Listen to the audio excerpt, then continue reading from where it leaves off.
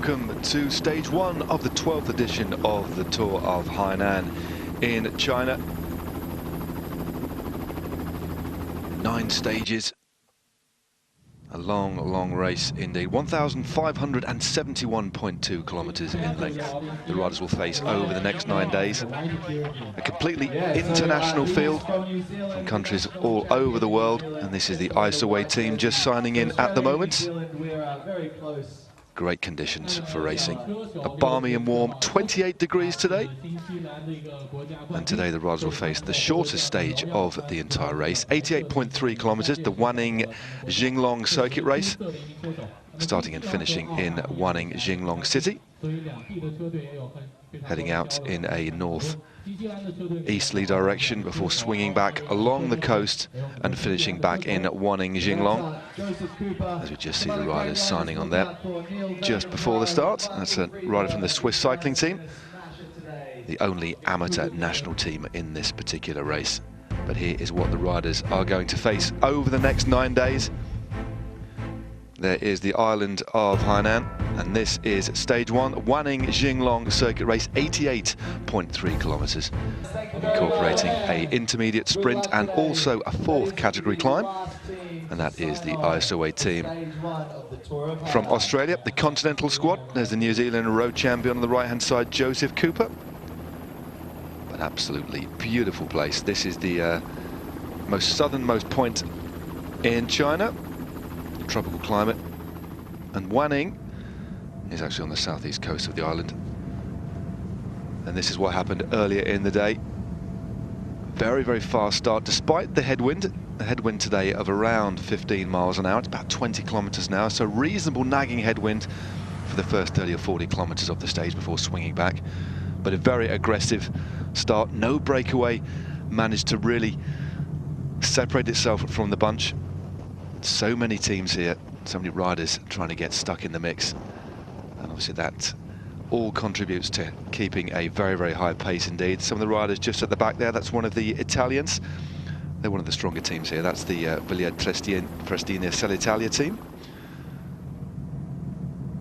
And a bit of a lull in proceedings there. One of the riders from Bardiani, so Italy having 2 teams in this race. And Bardiani CFS have brought a very, very strong team indeed. And the composition of this field, 15 continental teams, they make up the vast majority of the field here. 1 amateur team from Switzerland, and then we have 4 pro continental teams. And we'll go through those a little bit later. But as you can see, a very, very fast start to the race. And with the composition of teams we've got here, that's what makes for aggressive racing. So many riders trying to get and establish that early breakaway. But the first couple of stages in this race, not too hilly. I think with last year's race we had quite a lot of bunch sprints, but a very high pace was set earlier on today. So teams from Italy, we have teams from Taiwan, teams from China, Australia, Canada, the Netherlands, Ukraine, USA, and Japan and Austria. So an absolutely fantastic field we have. At very high speeds. These are just highlights of what happened earlier on in the stage. Well, I might as well bring you in now, Magnus. We're just seeing highlights here, and we'll join the race live very, very soon. But an extremely interesting composition of a field. A lot of unknown quantities here, which is going to make for quite exciting commentating, exciting viewing. And you, of course, commentated on it last year. But no, this is a really unique sort of race. Yeah, it definitely is. It's certainly very interesting in terms of we haven't got the big teams here, but that doesn't make it for any lesser of interest in terms of the racing. It's always very hard fought battles, and every single team here really want to put a man in the break. It's a good opportunity to show their sponsors off to the world, and I remember last year was certainly a very, very hard fought race. Yeah, indeed. As we said, we got a couple of 4 pro continental teams here. Villiers-Triestina, and we have the team Novo Nordisk. Bardiani CSF are also there. We've got a team, an amateur team from Switzerland as well, and then numerous continental squads. And the continental squads basically form the 3rd division of professional cycling. Pro continental teams are the 2nd division. But there are no World Tour teams in this race this year. But I don't think that will affect the racing too much. It'll make it even more unpredictable. As we see, this is still the earlier stages. As you said, Magnus, when you have a field of 15 continental teams, 4 pro-conti teams, not a lot of these riders will actually know each other as well, but there'll be a lot of aggression before we see that early break established. Yeah, definitely it will be, and often we find on these type of races that the opening stage is really a big battle of trying to get themselves established, trying to work out who does what and where they are in terms of fitness level at this time of the year as much as anything as well. And you know, most races will have a big scrap in the beginning of the race to try and establish that breakaway. And like you said, with the number of continental teams that we have here, every single one of these riders are going to want to show off what they got in their legs towards the back end of the season. And still, a lot of the continental teams haven't actually filled up their rider list for 2018 yet, so there's still contracts out there to be ridden for. And what better way than to get yourself into a good move on stage 1 here of Tour of Hainan. Well, definitely, we're still seeing highlights earlier on.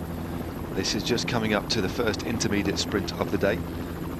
Only one intermediate sprint on today's stage. That came at 25.7 kilometres. Then we have a 4th category climb towards the back end of today's stage at 73.7 kilometres. What you're seeing on your screen right now is the battle for that first intermediate sprint, and extremely important in this race, Magnus, because it is a relatively flat. There are a couple of hillier stages, but generally speaking, the sort of parkour we have, the sort of course in this race, suits the all-rounders, suits the riders that can sprint quickly, because we have 10, 6 and 4 across the finish line every day.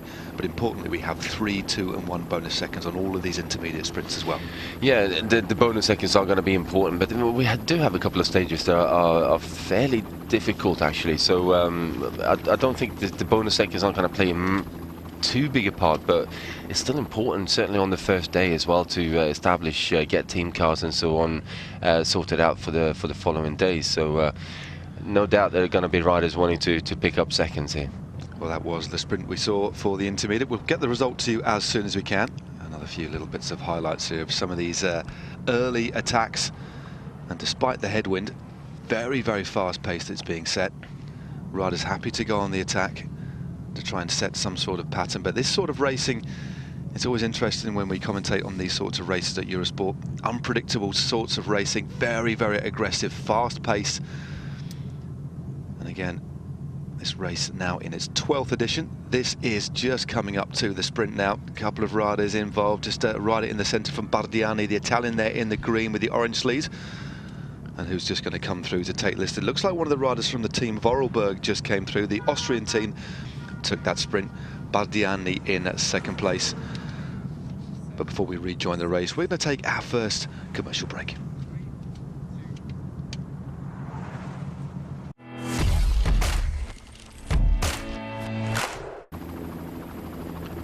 Welcome back to stage 1 of the Tour of Hainan. A flock of birds just flying across the top of this, over the top of this beautiful landscape here. It really is absolutely stunning scenery in this part of the world. And again, this is earlier on in the stage, one of the riders from the Bardiani CSF. They've brought a very strong squad to this race. Marco Marinesi, Moco Maestri, Enrico Barban. Marinesi and Barban, 2 of their faster finishers. Marinesi, or Maestri in number 2 for that team, recently took the Kingdom Mountains in the Tour of Turkey. Barban took a stage in the Tour of Langkawi earlier in the year. They also have Paolo Simeoni, Starbini, Donelli and Edoardo Zardini. Zardini himself, a very good climber. Watch out for him for the overall classification in this race. But Magnus, as we look at the peloton in the earlier stages of today's stage, it looks like one of the riders has just come to grief there. It really is an eclectic mix of riders and also of abilities, and it's going to be very, very difficult for the stronger teams here, the pro-continental teams, to impose themselves and control this race.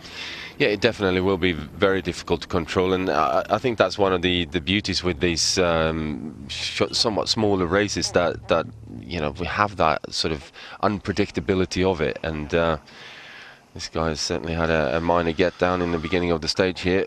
Yes, Kevin Rios Quintana of the Hainan Jilun cycling team, the Chinese continental team. Interesting to see that he's actually got a through axle on his bike, even though they're not running disc brakes. That's not something that I've seen before. That's very, very interesting, isn't it? Yeah. There we go. They're certainly easy to get in and out, and it's easy to square the wheel off as well with a through axle like that. I do run discs on a couple of my bikes, but that isn't something I've ever seen before. No, me neither. There we go. Tech of the week there for Eurosport, a through axle on a regular bike. But no, some aerial shots here just illustrating the pace of this race earlier on in the stage. You can just see as well, it's just starting to fragment and starting to get to that point where in the race now where everyone's just about had enough of all the attacking going on, and there's some riders going up the road and getting a bit of a gap. And I wouldn't necessarily say that this is it, but it certainly could be. It's looks like the bunch is sort of panning out across the road behind them, and that's usually a sign that everyone is happy with his group to go up and go away. It's got the right riders in there from the right teams and so on, and everyone's kind of had enough of jumping around and trying to get into the moves. I think we've both been in that situation before, especially if you're not having a particularly good day. You can't wait till there's a bit of a settlement and easement in the peloton, but we do have live pictures. And the rider just on the back of this group, we're talking about quality riders in the breakaway. That is the New Zealand road champion Joseph Cooper, riding for the Australian Isoway Sports Swiss Wellness team. It's a bit of a mouthful, that team. It certainly is. But a very, very solid squad indeed. They've also got Anthony Giacopo in the team, a very, very fast finisher indeed. But this breakaway, Magnus, looks as if it's moving pretty quickly, still with 51.6 kilometers to go, and this is on this crosswind section of the course before they start picking up that tailwind before they run into the line. Yeah, and Joe Cooper there is actually had a really good run of things in the last couple of weeks, or the last month or so, with a couple of wins over in Tour of China, and yeah, he's certainly been going all right this year. National road champion. Yeah, Joseph New Zealand. Yeah, Joseph Cooper, very, very classy bike rider indeed. 31 years of age now. Was second overall in the recent Tour of China. Up there as well in the Tour of Korea. But it's interesting, we see some of the riders from the Australasian teams riding on the Asian Tour, and it doesn't get a lot of airtime quite a lot. It's not a part of the world where we see a lot of bike racing in, but we saw, of course, the World Tour race, the Tour of Guangxi this year. There's the Tour of China, the Tour of Taiwan, the Tour of Japan. There really is a real vibrant racing scene in this part of the world. Yeah, there is, and the racing is getting better and better for every year, and there's bigger and bigger bike races. So and the teams are, as we can see here, they're starting to come through, and it's just going to be a question of time before we have a couple of real big teams coming from this part of the world. This is a really interesting little breakaway that's formed here. Number 3 there, that's Enrico Barban. He's the rider that took a stage of the Tour of Langkawi earlier in the year. And number 71 just rolling through there. Well, that's Vitaly Butz from the Kol cycling team from Ukraine. And he's actually riding in the 2 national champions in this breakaway. Butz is the Ukraine champion. Just on your screen there is rolling through. I must admit, I'm a big fan of the Kiwi national champions kit. It's nice and clean, isn't it? A lovely crisp kit. So a very, very strong breakaway has formed early on, stage 1 of the Tour of Hainan. Welcome back. That is the peloton. We have 4 riders out in front at the moment. And we have a crash at the back of the bunch. Looks like a couple of the riders from the Jelly Belly team, one of the Delco Marseille riders there. The Jelly Belly team, one of the strongest squads in this race, the American Continental team. And a big peloton here, a couple of riders there are definitely taking a tumble. Look like Tsvetkov, one of the Australian riders as well from the Isoway Sports team. Never good to see. Shredded his shorts there, that's number 62. That's Neil van der Ploeg. Never good to see, but again, a big field. And occasionally, especially with this little bit of wind that we've got today, in these crosswind sections, looks like there's definitely been a touch of wheels there. Twisted his saddle there, as you just pointed out, Magnus. Yeah, the saddle is definitely not in a good position on that bike, so I think that's going to be a bike change and try and get going again and try and get back into the bunch, because the way that they're moving, it's not an easy task to get yourself back into the bunch again, even though you can use the cars to a certain extent. But there we go. Yeah, I think this is Zhen Yang. I'm not too sure if he's off the back of the peloton trying to get on, but I think he's actually trying to bridge across that gap. The rider from China. He rides for the Hengjiang cycling team. It looks like it could be, hopefully it isn't going to be game over for this Isoway rider here, but it's been a long time. You can just see the spare bike just being measured up So because they are basically the other side of the world for many of these teams, they'll have like neutral service vehicles, or the race organisers will provide cars for the teams that they'll get badged up and have limited resource, not the sort of resource that they're perhaps used to sort of travelling with. No, definitely not. It's obviously a question of budget as well. If you saw one of the World Tour teams, you would have all the 8 bikes on the roof, even if they go across to China to race. These guys haven't got those budgets, and with that, you tend to have to sort of make do with what you got, and in that case, yeah, it's a question of altering the seat height and trying to get something going for the rider to get himself to the finish on. Yeah, I think looking at the state of that rider and the length of time that he was at the side of the road, it's going to be just trying to get himself to the finish state, and looking at the speed at the front of the bunch, it's going to be very, very difficult for him to get back into contact. When we talk about speed, look at that. Absolutely gorgeous coastline. This is a beautiful part of the world, and Wanning, the start and finish area for today's stage, is actually on the point of the island where it's tropical and subtropical climates meet. So warm all year round. And again, look at that, miles and miles and miles of golden sandy beaches. And this race clearly a showcase for this beautiful part of the world. Imagine that rider that crashed would think, maybe think of spending a bit of time on a beach rather than trying to get back into the bunch. But some fantastic views, and over the next 9 days you'll be seeing some spectacular scenery. It's a very mountainous, rugged country, part of the country. As you said, it is Hainan Island is the southernmost point of China.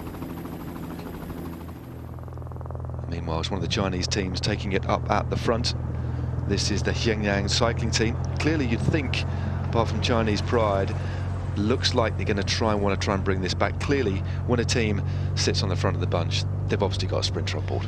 Yeah, you would have definitely thought so, but if you're looking at the Wilier Triestina Italia team, they started sort of riding tempo on the front because they got Jakob Maneshko in there.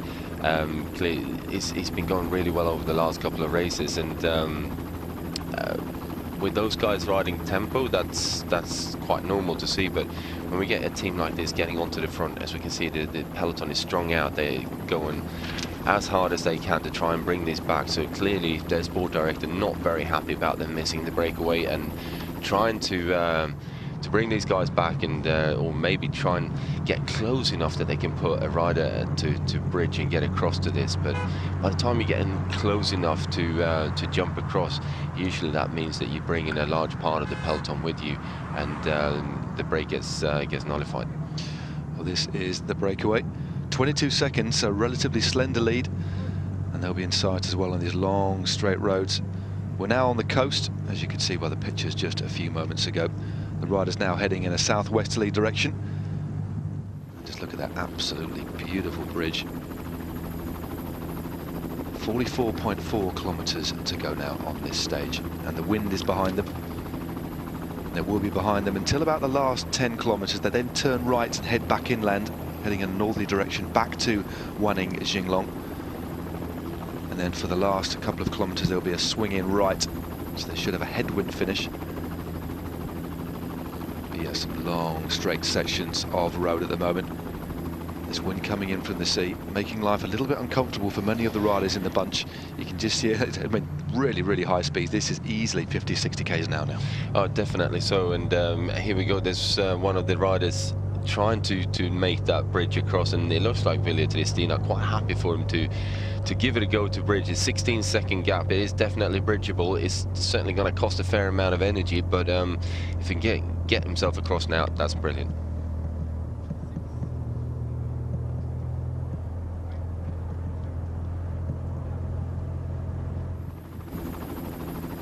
Welcome back to the sandy beaches of southernmost Hainan.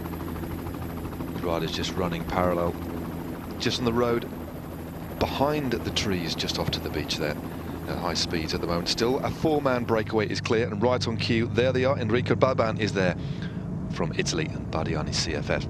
Joseph Cooper, the rider on the front of this group at the moment for the Isaway team. He is the current New Zealand road race champion. Job Schneider is there as well, one of the youngest riders in the race, in fact, from the Swiss amateur team. is just sat in, or the Swiss national team, should I say. There he is, just rolling through. And the rider at the back is Vitaly Butz, the Ukrainian national champion, running for the Ukrainian Coles cycling team squad.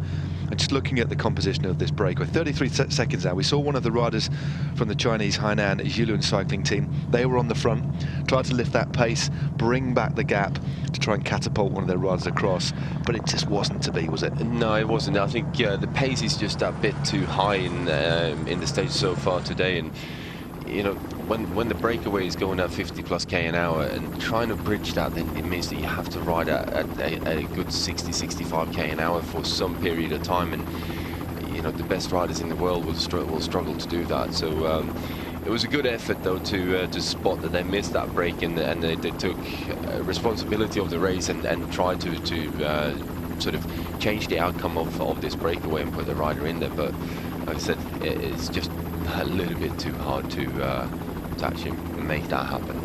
Yeah, he's another rider has just tried to go across now. 23 seconds is the lead, and it is still the not the Bardiani team, sorry, the Villa Triestina team, just riding hard on the front. And it looks like it's one of the H&R Block Pro cycling team riders on the front, trying to get in that aero tuck. But very high speeds at the moment. It looks like the first hour of racing, with just, as you can see on your screen, with 40 kilometers to go, 1 hour 1. We've actually done 48 kilometers, so an indication of the speed, around 48 kilometers an hour with a headwind start. And then this, it was very aggressive, as we saw from the highlights, and then with the wind in the back now, extremely high speeds. So an extremely fast start to this race. Yeah, definitely. It's a short stage, but a very, very fast one. And I think a lot of the riders will certainly feel this when they get into the finish today. But interesting to see another guy trying to bridge across, clearly believing that he's got the ability to bridge this gap. We can also see that Villa Triestina not panicking, not really riding too hard to bring that one rider back, to sort of leave him out there, and most of the time he'll come back on his own, and you don't really have to do too much to bring him back. So right now Villa Triestina very much in charge of the peloton, and just keeping a nice tempo, and clearly believing very much in Jacob Mareczko. Yeah, Mareczko, an extremely fast finisher indeed.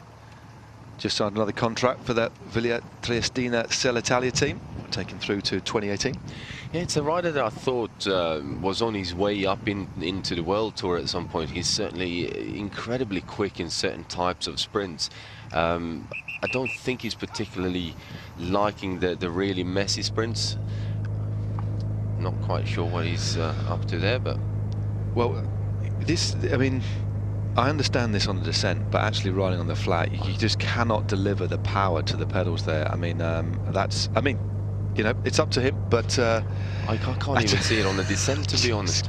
Well, there's been some aero tests that have been done, and apparently it is one of the most aerodynamic conditions you can position yourself on a bike. But when you, I mean, there's a reason for that you set your bike at a certain saddle height to get to generate the maximum power through the bike. But when he's sitting on the top tube, I mean, although to be fair to him, he is actually eating into lead here. He's trying to close this gap, and clearly trying to get as aerodynamic as possible. But I'm sure that he cannot generate the power required in that position. No.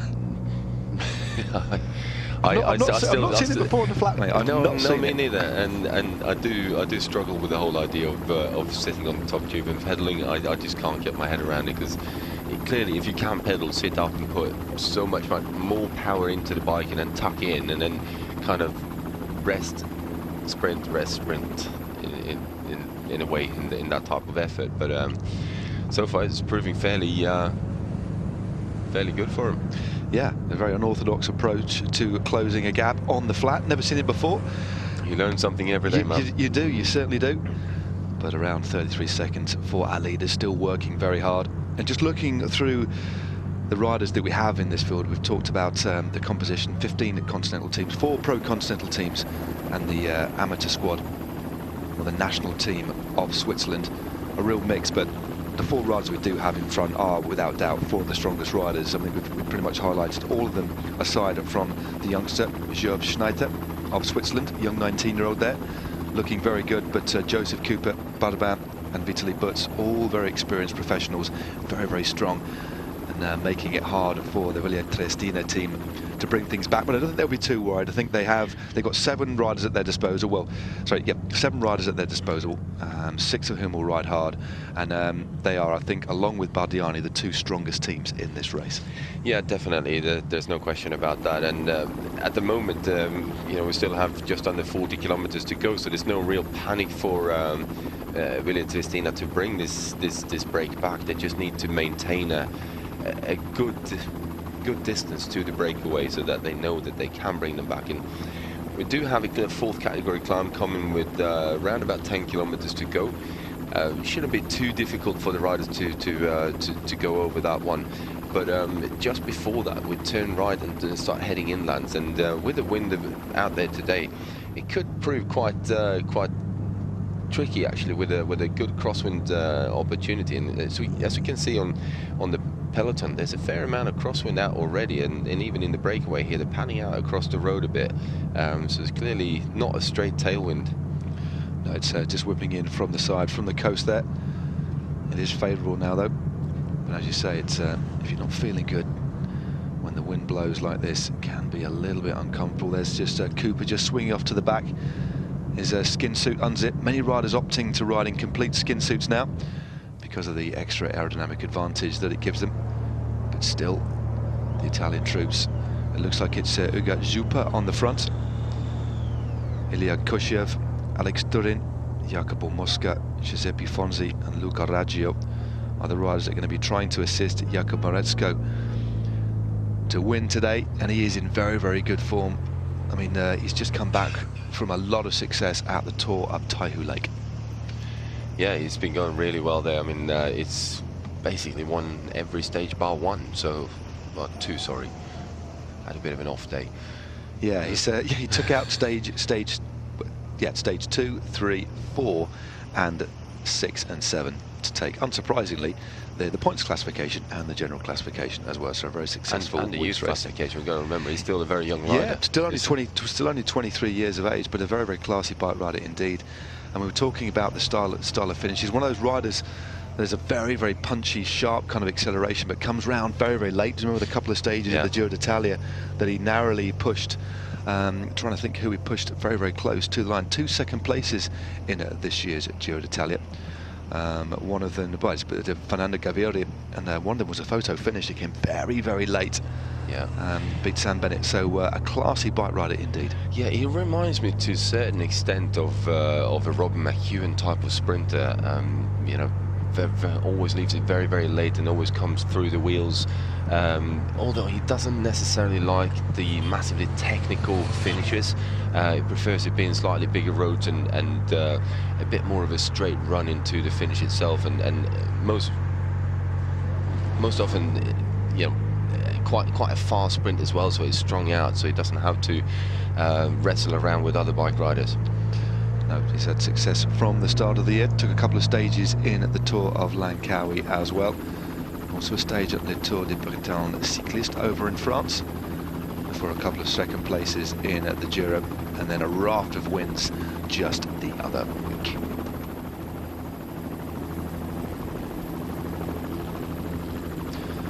So now deep into the latter stages of the opening stage of the Tour of Hainan. This is the Wanning Jinglong circuit race. Not a circuit race in terms of a criterion, but one big lap, starting and finishing in the same place. But with this interesting crosswind finish, and still a climb to come. But there is the peloton, 4 leaders out in front. They went away at around half distance. Joseph Cooper is there from New Zealand, the New Zealand national road race champion, riding for the Isoway team. Enrico Barba is there, from the Italian Bardiani CSF team, 27 years of age. Also there, one of the youngest riders in the race, Job Schneider of Switzerland, 19 years of age. And rounding out our 4-man breakaway with around half a minute's lead on the peloton, which has fragmented a little bit actually, Mags. I think a few riders have actually found it very, very difficult in these crosswinds. But Vitaly Butt of Ukraine is the final rider in the 4-man group. But I think that peloton looks to be drastically reduced in size. Yeah, it does look fairly small, and when you got a long stretch of road like this in going in one direction, and there is a bit of crosswind on it, if you find yourself down the back of the peloton, it's very difficult to move up, and Usually it's just a question of time until you basically haven't got the legs to hold on to the wheel in front of you. Certainly if you can't get shelter in behind the rider in front, then it's really very, very difficult. Especially when you've got a team riding hard on the front. And we did see just a few moments ago, as you just see Vitaly Bush just sat on the back of this breakaway, biding his time. You can just see the little bit of wind there is coming from the right, although it is a tailwind, and they're choosing to swap from that particular side. But just looking down the back, about 3 or 4 kilometres to go. The bunch are in one long line, and that is where I saw many riders starting to lose contact. As you said, Magnus, when there's no shelter at all, there's only so long that you can sustain that sort of effort, especially when riders are relaying at the front, riders with shelter. There's only so much you can actually do, unless of course the wind changes direction or you get some shelter from either side of the road. Yeah, I'm looking forward to see when we start turning inland a bit again, and see if there's a team in here who are keen to try and make a move and cause a little bit of disruption within the group. Certainly it's one of those stages, I think, where it's been fast and hard, and then you turn into a crosswind where it becomes more of a grind, and it can be very difficult to stay in the bunch, and certainly a great opportunity to really fragment the whole peloton and potentially just drag away a group of 20-25 riders and put yourself and your team in a perfect situation going forward. Yeah, it would surprise me if some of the other bigger teams, some of the stronger teams, start moving towards the front. They'll be fully aware of the course. That's Mosca, Jacopo Mosca, doing his turn on the front for the Villiers team. Again, they do have a lot of strength at their disposal. Just setting that rhythm on the front, no panic at all. But I think the interesting thing for me about this opening stage is the distance of the race. Only 88 kilometres today. The longest stage of the race tomorrow, 230 kilometres, so a stark contrast in terms of distance. But these short, aggressive, and these shorter stages, I actually quite like them. I like it when we see them in the bigger stage races. And looking ahead to next year's Tour de France, we have one stage, 65-kilometre mountain stage with 4 categorised climbs. I really do like it when occasionally they drop in these short stages, because they're unpredictable. It brings a lot of other riders into the mix. Everybody thinks that they've got a bit of a chance on the shorter stages. I think it makes for really exciting racing. Yeah, it does make for exciting racing, and it's great when we're sitting on this side of the screen and we're able to watch them. It's not the nicest of things to ride, to be fair. Usually it's a really tough day, especially if you're not a stage like that you're talking about for the Tour de France next year. That's going to be nervous, isn't it? If you're not a climber, that is not a good day for you out. You have to stay with the front boys. The time limit, the time cut is going to be very, very short. You really can't afford to get dropped on the first 3 climbs, basically. So it's only on the final climb where you can afford to lose a bit of time. So I think the gruppetto is really going to be struggling on that day to make the time cut. So yeah, it's going to be interesting, and so even at the front end, I think it will be very, very interesting. Well, just under 30 kilometres to go for our 4-man breakaway, being led by the champion of New Zealand, Joseph Cooper. We're just going to take one more short commercial break.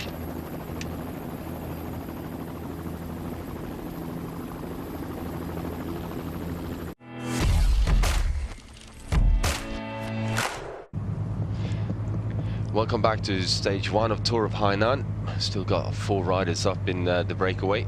Currently sitting on around about 34 seconds, and it's still the Villiers Tristina team doing the majority of the work on the front of the peloton. A couple of riders still trying to sort of make that bridge across to the breakaway, but so far no luck, and certainly with the speed that the guys are traveling at today, it's going to prove very, very difficult to make any kind of moves like this. Yeah, it certainly is. Rides going very deep, but it's good to see such aggressive racing. But you've got to be pretty confident in your abilities, Magnus, if you're going to chip off the front of the bunch moving at nearly 60 kilometres an hour. There's only a few people that could do that back in my day, and one of them was you. Yeah, but even I think I would struggle to close a 34-second gap on 4 riders of this caliber, and certainly at the speed that they're traveling. So the faster the breakaway goes, and the faster the peloton is moving as well, the harder it is to bridge a gap, and certainly, you know, anything over 10 seconds is virtually undoable. you know, you just have to ride so fast, and the power output that you have to produce to go at that speed, you can't sustain that for any longer period of time. And you know, I think it's just one of those things you're gonna have to sit back and wait and hold your fire a bit and make a later move. I think the only, again, bridging a gap like that would need maybe 3 or 4 of you, maybe 5 riders to kind of get across, but even so, that's a very big ask. But what you do get sometimes, though, and I've on numerous occasions found it myself, when you're riding in the bunch, even as an experienced rider, sometimes you do get a warped perspective of what it's like at the front. You think, I'm feeling pretty comfy here. You go for an attack, and then 10 seconds into your effort, you're like, oh, you put yourself into the red. So, I mean, especially riders at this point, you can see the bunch is now still relatively strung out, but if you're sat in the vacuum of the peloton, you're going to be spending way less than half of the energy that the riders are at the front, often freewheeling and stuff. So it's easy to think that, do you know what, this isn't too hard. But then as soon as you put your nose in the wind, it's a completely different story. Yeah, it definitely is. My sort of take on when I was sitting in this kind of situation was always sort of move out of the group a little bit, feel what the wind is like, feel what the speed is like in real terms with actual you know, wind hitting your face, and make that call then whether it's actually worth going for that move or not. But if you're going to do a move from here, you need to come from 20-30 guys back and really go very, very tight on the group, so you're effectively slipstreaming them even though you're not sitting right on the wheel, because a rider will defer wind quite wide out around them, and as long as you can go really tight on those riders, you're still getting a certain amount of slipstreaming happening, and just use that all the way until you hit the very front rider, and then move across the road, and you'll be carrying so much speed at that point that that'll punch the first part of the gap, and then you settle into your effort. So that's the only way you can, if you do that, you can effectively take 5-10 seconds in a matter of no time at all, and then the effort becomes then to bridge the following part of the gap. Now it's as we just look at the Shenzhou Peninsula here, absolutely jaw-droppingly beautiful landscape here. Not a lot of the time for the riders to see it. Some great shots for us to feast our eyes upon today. But no, you are right. You quite often see inexperienced riders, and you see it quite a lot at this kind of level of racing, and that little bit of extra inexperienced riders from the smaller teams. You'll see them attacking straight out of the bunch, they'll swing right, and they won't use the benefits and the gains that you can get from riding at the side of the peloton. And you can, if you're sprinting from 30 or 40 riders back, you see often riders fizzle out, and they've only just about gone in front of the peloton. You see them get about 50 yards off the front, then they'll come straight back again because they haven't kind of raced or ridden intelligently. But that sort of thing can take quite a while for riders to kind of learn and feel. And some riders never learn it. Yeah, you do see some interesting places to attack, or unorthodox places to attack, as we are heading up a little bit of a drag here. It's been pan flat for most of the day so far, or gently undulating at most. We've got a couple of little kinks now before we swing inland to our only categorised climb of the day, and these are still our four leaders. 33 seconds they have over the peloton, still being led by the Italian Triestina team. So this is where things just get a little bit more bumpy. And actually, sometimes when you've ridden a flat stage or you've been racing for over an hour, to get on a little bit of a climb is actually quite good for the because it's riding in one position just on the drops. You can get quite a lot of stiffness in your back, and sometimes when the road lifts up, it's actually quite nice to get out of the saddle and just free the back up a little bit. Yeah, it definitely is, and it changes the cadence as well, which is something that tends to wear your legs down as well. So sitting at a high cadence on a big gear really does hurt your legs, even though you might not feel it right at that time, but it does sort of chip away at you as you go through the stage. And I think sometimes some of the faster stages, even though it might be pan flat and tailwind, they leave the biggest dent in you after the stage. Well, you don't get generally a nice rolling stage kind of breaks up the sort of effort that you have to make in a bike. It's like if you're just climbing for hours on end, you're using one muscle group and pretty much one muscle group only, and that gets fatigued. On a gently rolling stage where there's a bit of up and a bit of down, you're descending, you're climbing, you're riding on the flat, when you're doing one thing, you're resting the other parts. But if you're constantly just working one set of muscle groups, all you've got to do to relieve it is just changing the position on your bike a little bit. But yeah, sometimes a climb can be a little bit of a relief. Yeah, as crazy as that sounds. Indeed. But now 36 seconds now for our 4 leaders, holding steady, and as we said before, a very, very capable group of riders out in front. A reminder of who they are, as we just see the peloton and that familiar arrowhead formation being led by the Italian squad of Villiers. Joseph Cooper of New Zealand from the Isaway team is there. Enrico Barbin of Italy, riding for Bardiani CSF, one of the 4 pro-continental teams in this field. Job Snyder, 19 years of age, riding for the Swiss national team. And also there is the national road champion of Ukraine, Vitaly Buts of the Kols cycling team. Holding steady at 36 seconds. They are riding very, very strongly indeed, but still that tempo being led now by Villiers Triestina, looking after Jakub Morecko, who's in fine, fine form after taking the overall at the Tour of Taihu Lake just a couple of weeks ago.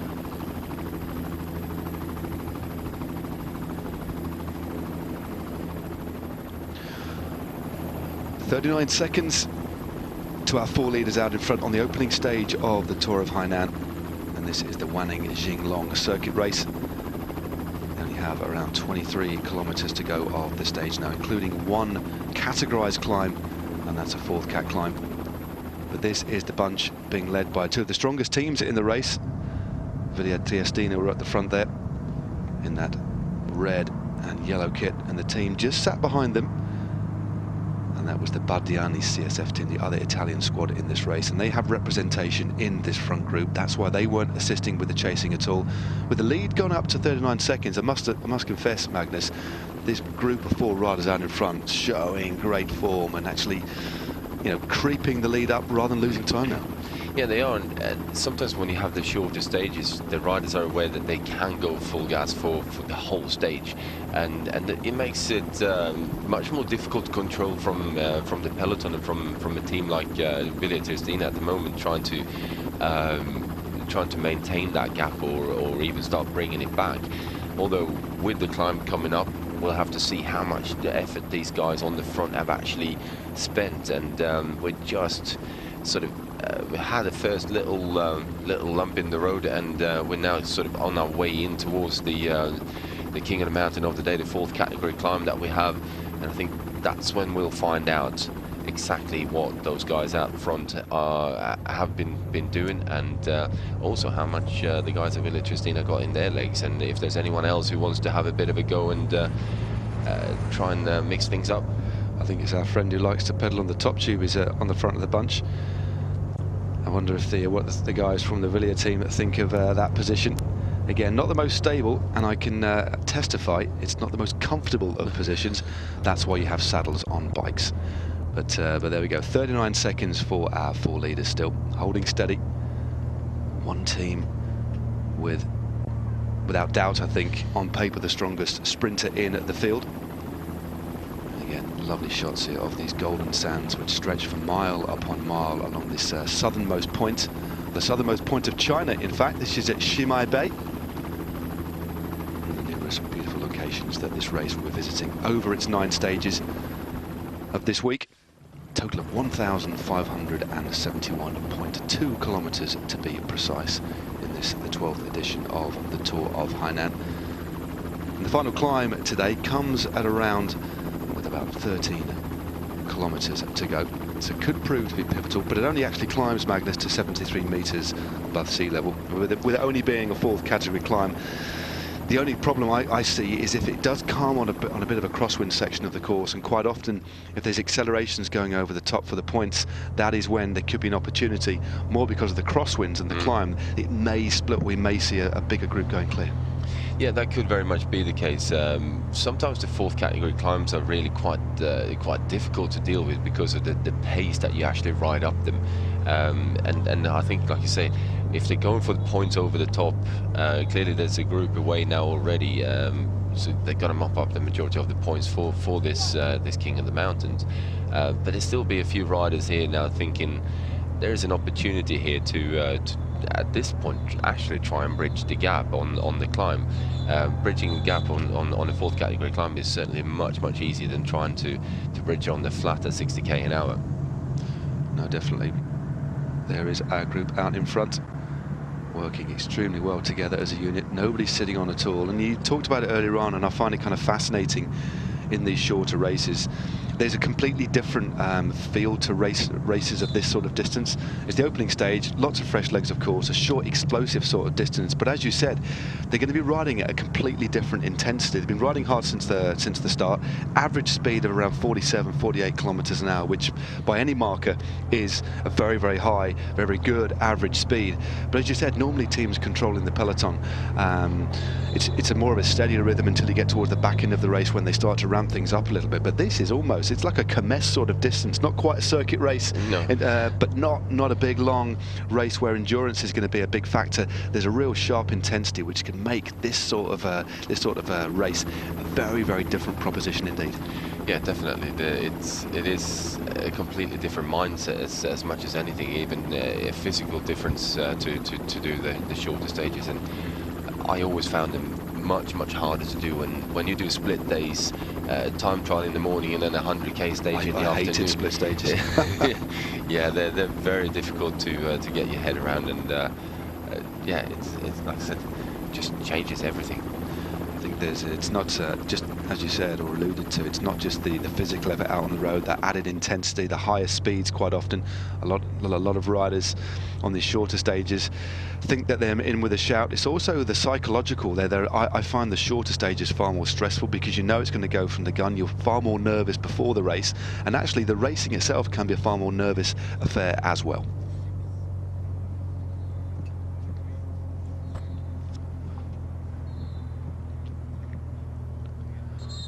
18 kilometers to go of the opening stage of the Tour of Hainan. The lead has really tumbled now. Only a few kilometers ago it was 39.40 seconds. The four riders in front were looking extremely strong, but is now tumbled, been cut in half in fact to just 20 seconds. I think they're going to be just approaching the climb. You can just see Butterban looking round, and on this long straight road he will see the bunch behind. It looks like Joseph Cooper, the New Zealander, having a bit of a struggle on that particular climb. But 20 seconds, it looks like it is advantage peloton at the moment. Yeah, it definitely does, and I think that the front group are just about starting to go up that fourth category climb, and hence why we saw Cooper starting to struggle a bit on that, and clearly has spent an awful lot of energy out there trying to keep this group going. So it'll be interesting to see whether he can stay with that front group, and down to 14 seconds now. So William Tristina clearly doing a lot of hard chasing. Well, the top of the climb comes with about 15 kilometers to go, but there is a little ramp just before the climb. The climb itself, not too long, not too steep, but it is the only significant elevation of today's stage, as we just look at a rather interesting bit of architecture there of that marina. But the interesting thing is happening up in front. It looks like a bit of a man-made peninsula there, but a very interesting teardrop shape that they have there. Meanwhile, back to the peloton. Now they've swung inland. We've got this next climb to come, and then it's a twisty run-in. And just before we hit the climb, it's probably worth having a little look, Magnus, at the last couple of kilometers of the stage. It's not exactly, it's a relatively straightforward run into the line for the last 3K.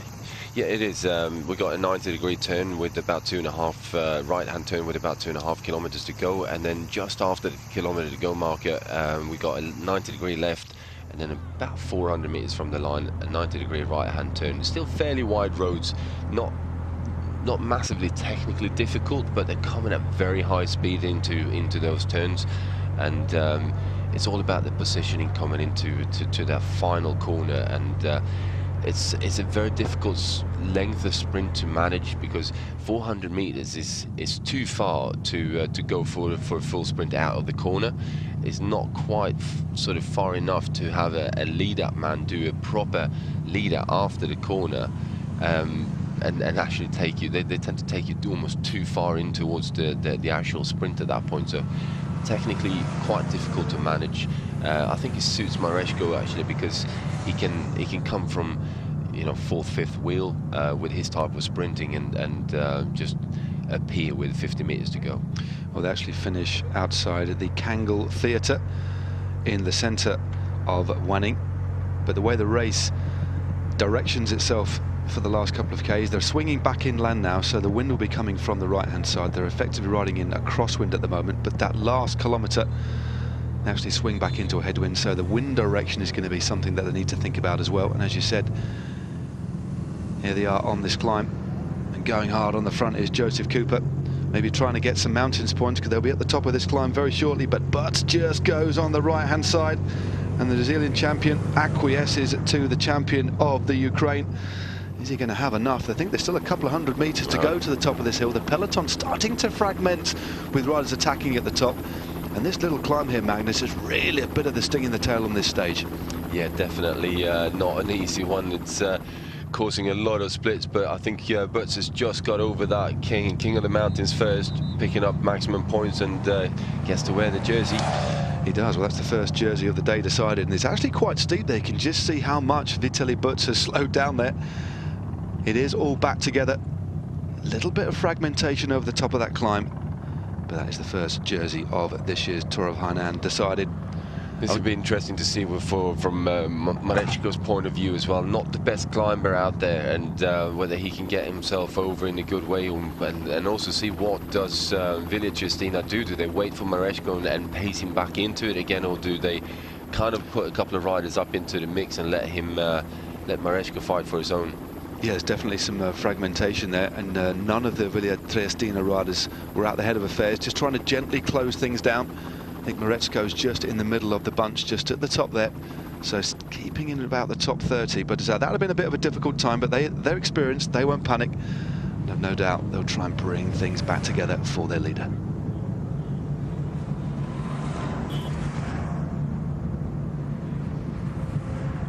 A couple of attackers just over the top of this climb. Looks like one of the riders from the Mitchelton Scott team, maybe Jay Hindley. He's just signed a new 3-year contract with the Sunweb team, so moving up to World Tour level from continental level, and he is the current under-23 Australian road champion. But this is the moment that Vitaly Butts of the Ukraine, the experienced 31-year-old from the Cole cycling team, took maximum points on the only King of the Mountains sprint today. And from a points perspective, he earned himself 3 points, second place 2 and third place 1. They'll be pretty happy with that. You go into the polka dot jersey to start tomorrow's stage. And while we're just running into the last few kilometres of today's stage, traditional jerseys on display in this particular race. Leader is the classic yellow. King of the Mountains is polka dot, as in the Tour de France. Points classification leader, it will be in green. And then there is a blue jersey for the best Asian rider as well, with just over 13.2 kilometres to go. And despite those little furtive attacks over the top, it looks, Magnus, as if it's all back together. Yeah, it looks like it's well, we still have a couple of riders out there, and there's 2 of the Mitchelton Scott riders out in the front. Well, one is getting dropped right now. Yeah, pardon me, it is one of the Bardiani riders, Mitchelton Scott. This is a good little attack here, and the Bardiani team do have several pretty good climbers on their team. Eduardo Zardini is the rider who is extremely good. It looks like it may be Zardini in this leading this little duo. One of the Mitchelton Scott riders just sat in the slipstream there. We'll get confirmation of their numbers as soon as we can. But that little plateau serves as a good opportunity, and these 2 riders now going clear. This is a very, very strong little move. Yeah, it is a strong move, and I think with 12 kilometers to go, I think they're still going to struggle to keep away from a charging peloton. There's now enough riders in that group behind them wanting to get back in. They can start sensing that finish line coming towards them, and with that, I think those 2 riders out front are really going to have to work hard to stay clear. Well, relatively sheltered here. We are moving back inland. Again, most of the back end of today's stage was run on the coast. Now this swung right, the climb is done. Then you have a crosswind all the way through, but thankfully, for those who don't like crosswinds, it is pretty sheltered here, not as exposed as it was early on. You've got all this vegetation, all of this forested area, tropical area, to shelter them from the wind. That is a good little move that's gone clear now. So just over 12 kilometres to go. The opening stage of the Tour of Hainan, 88.3 kilometres in length, the opening stage from Wanning Jinglong circuit race. And another little split has gone clear, one of the Jelly Belly riders. This is what we talked about at the top of the programme, wasn't it, Magnus? This large field, such a mix of riders. Although we saw the Italian squad, Triviglia Triestina, dominate the proceedings trying to teach them together, this is a very, very different proposition now. So many riders with fresh legs willing to try and attack. Yeah, there's certainly a lot of riders have been sitting in the wheels all day and basically waited for this opportunity, and Alessandro Tonelli was one of the guys up there, and this is the man himself, clearly feeling very, very good on the climb. Yeah, Tonelli looking very good. It was Robert Stannard he had for company, but just look at the cadence there of Tonelli, revving a really low gear, looking very efficient indeed. Nothing the Australian could do to stay with him. That quite often happens on a climb. If a rider goes through at a completely different pace, it's different on the flatter course, but on a climb, it looks like Stannard's legs have completely run out. So we have one solo rider out in front, Alessandro Tonelli, but with 11.3 kilometers to go and a very, very aggressive bunch, it's going to be difficult for him to hold on. Yeah, I think so. It's certainly with the riders that are now bridging, and everyone is getting into that front part of or front group that's just gone off the front of the peloton. They're all keen to race and to take that turn on the front, and with that, the pace in that group is going to be driven up very, very high, and I think Tonelli is really going to find it difficult, although the motorbike's not quite managing to stay clear. Ooh, a little bit of nervous times around that corner. Getting in the slipstream of the moto there. This is a section of the course that started basically dropping all the way to the line now. The 25-year-old looking good, and somebody, I think it is, another rider's just coming across that gap. Looks like it's one of the riders from the Jelly Belly team maybe moving across that gap. Yeah, it certainly looked like it. Yeah, somebody's getting it in a very aero tuck. Looks like they're going to almost get in contact, just trying to identify who this rider is. I think it is one of the riders from the Jelly Belly team. So two riders are now clear in front.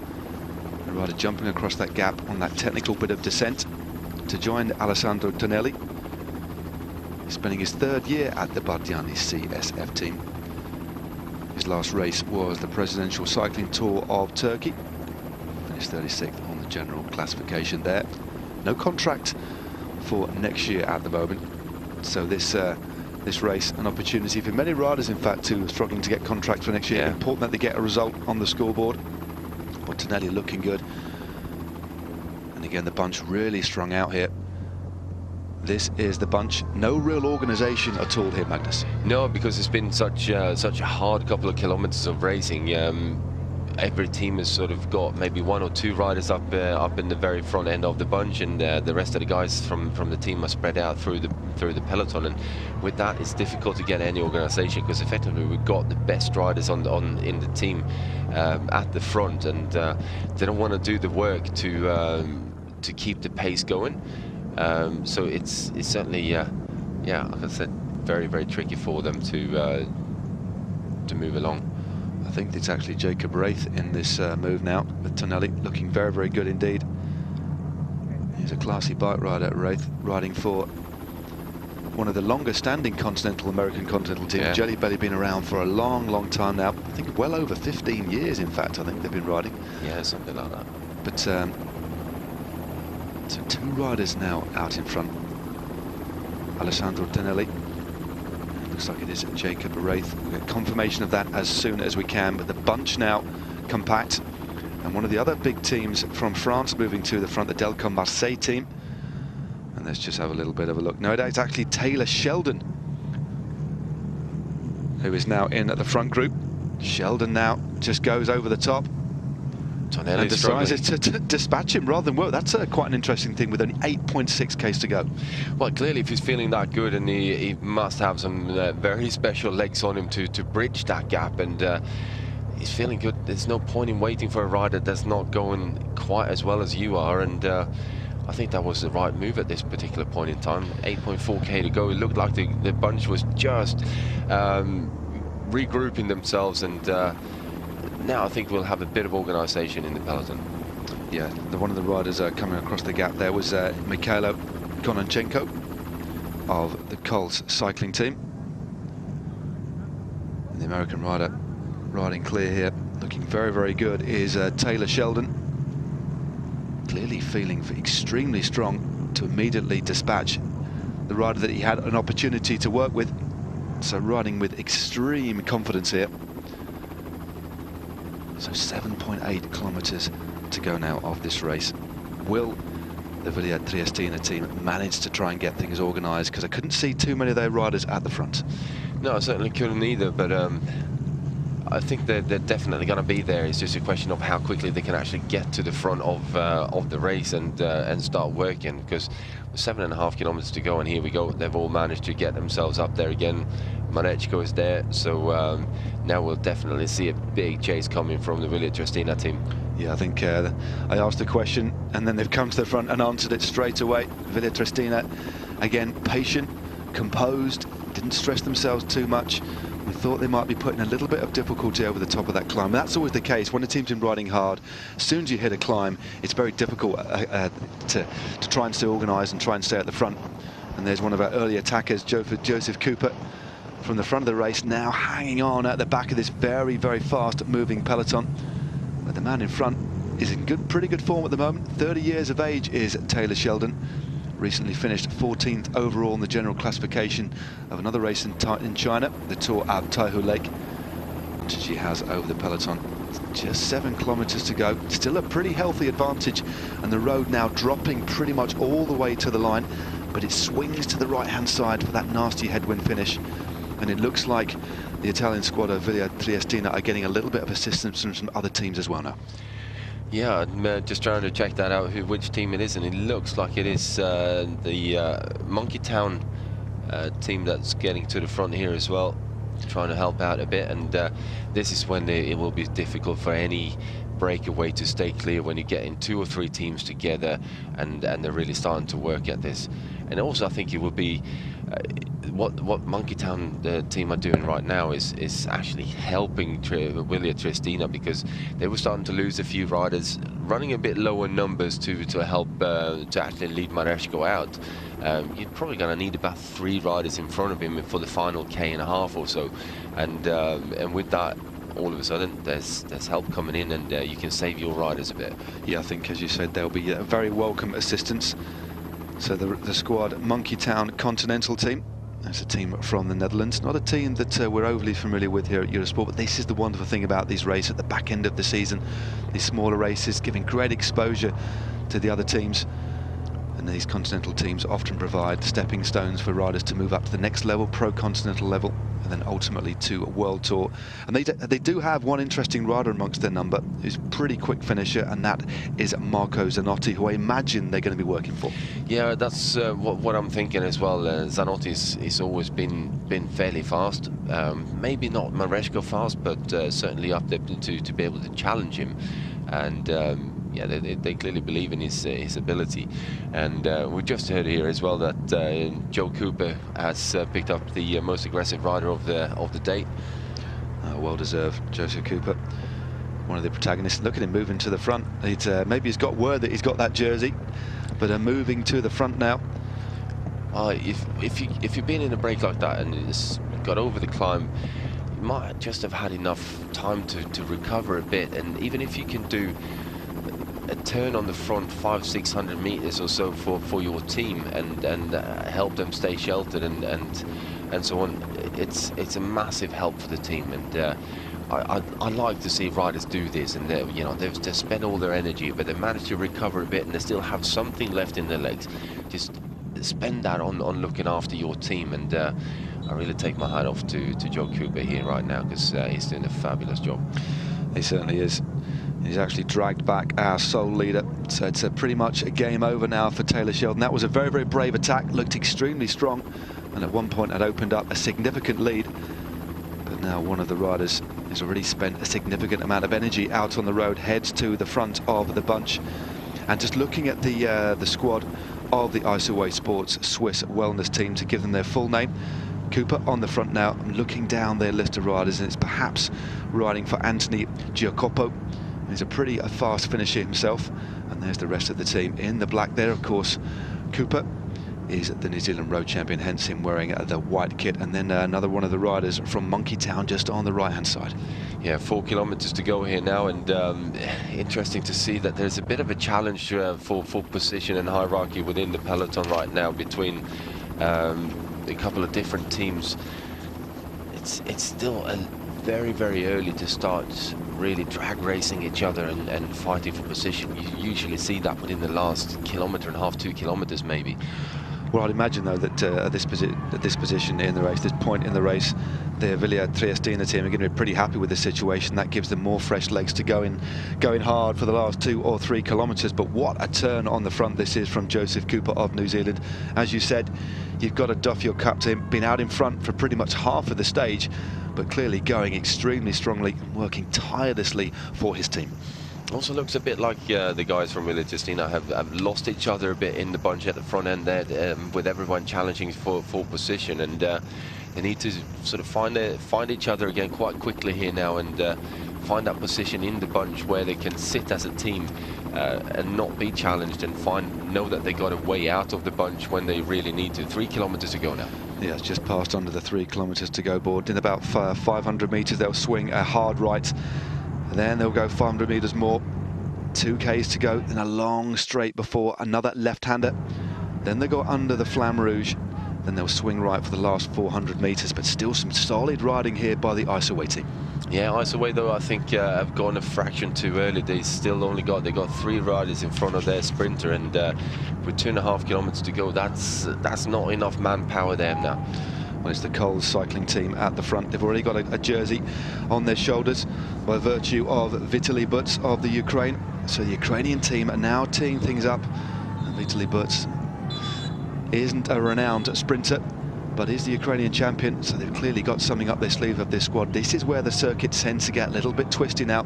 Teams looking left and right, lots of shenanigans going on just a little bit further down the line. You can see Jakub Marecko there, making sure he's trying to hold the wheel, to coming up with 2 kilometers to go now. Yeah, 2 kilometers to go, but like I said, Marecko's found himself now on his own pretty much. He hasn't got all that many teammates around him. And they're just trying to play off the back of the Coles team, who've really come to the front at the perfect time. Enough men in front of their sprinter as well to take this all the way into the final straight. Well, the Coles team really are dominating the front of this bunch at the moment. The Villa Triestina team have got 3 riders sat in about 4th, 5th and 6th positions. That is an ideal position for them to be in. 1,400 meters to go now.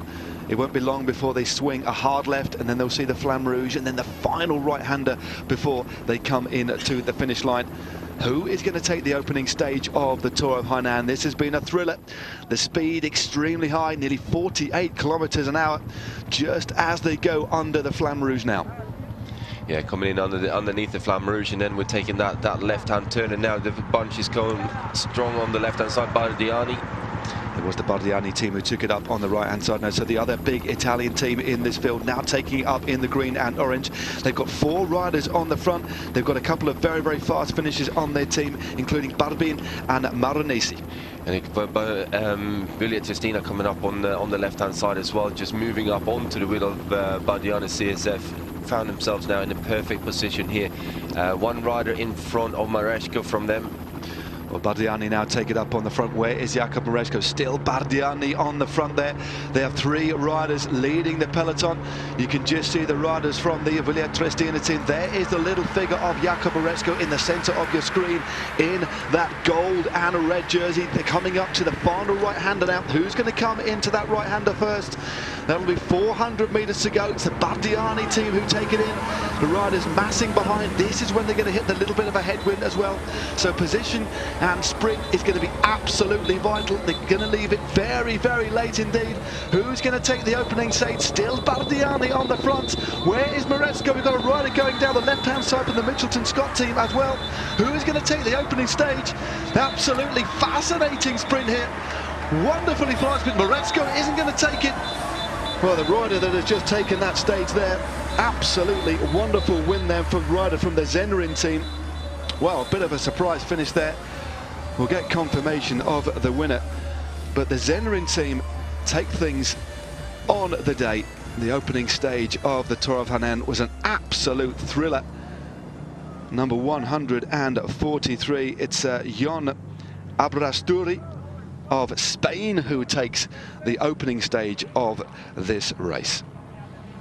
Yeah, really strong sprint by him there, and just found himself in the good wheels coming around that final corner. It really looked very messy, and everyone was trying to sort of challenge for that position, and yeah, perfect timing, and also believed in his opened up his sprint in a perfect time. And see, he's coming from fairly far back here. He's just coming out onto the left-hand side of your picture, opening up his sprint, perfect timing. Mareczko gets caught up in traffic there, and just starting to come through.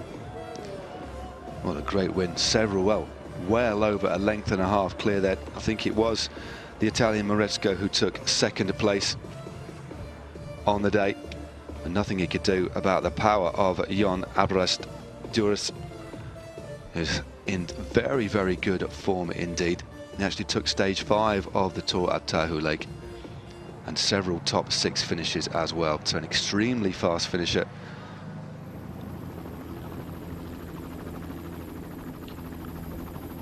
Well, there we go, the winner of the opening stage of the Tour of Hainan, Jon Abrasturi of Spain, 28 years of age, and that was a little bit of a surprise, but he's in very good form indeed.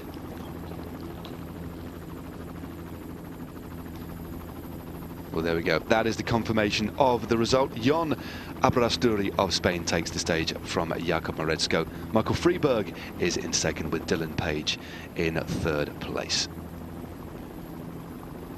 And there's 10th to 19th. Zanotti, one of the riders we tipped, up in 10th as well. But it's congratulations all round. Just talking about the sprint there. And again, when he went, he sort of slipstreamed, came from the centre of that little group, and then slingshotted his way to the front. Mareczko, again, traditionally, as he always done, came very late indeed, but there's just no way they could shut that gap. No, there wasn't any way they can shut that gap down, and like I said, he got caught up in traffic in that final corner and lost position completely. I think it was Giuseppe Fonsi that was leading him out, and it just didn't click on the day. And that's sprinting is so much about timing and getting the perfect lines through the final couple of turns. So, but you got to take your hat off to Abrasturi. Yeah, Abrasturi, a big wave to the camera there. Rides for the Zenrin Team Yukio, the Japanese team. So an interesting composition for the squad from Japan. 4 Spanish riders and 3 Japanese riders. One of his teammates is Oscar Puyol. He used to ride for the Cervelo test team back a few years ago. A very good climber indeed.